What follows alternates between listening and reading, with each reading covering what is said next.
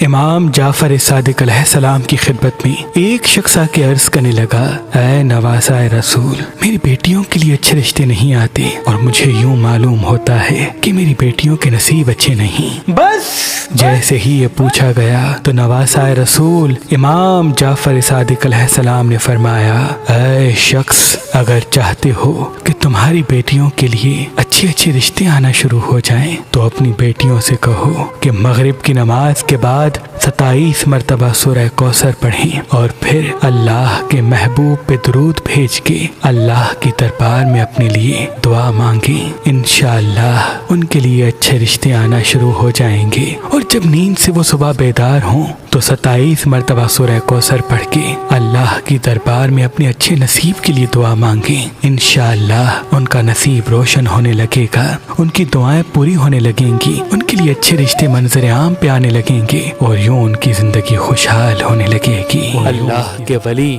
حضرت شاہ شمس تبریز نے فرمایا کہ حسینی عقیق پہننے سے نظر، تعویذ، جادو انسان پہ اثر نہیں کرتے اور انسان کے کاموں میں رکاوٹیں ختم ہونے لگتی ہیں۔ تو ابھی ہماری ویب سائٹ مہربانی.com پہ آئیں اور یہ پتھر حاصل کریں۔ آپ اپنا لکی پتھر ہماری اپلیکیشن جو گوگل پلے اسٹور اور آئی فون ایپ اسٹور پہ موجود ہے ان سے بھی حاصل کر سکتے ہیں۔ مزید معلومات کے لیے ہمارے نمبر پہ کال کریں۔ اللہ آپ کو سلامت رکھے۔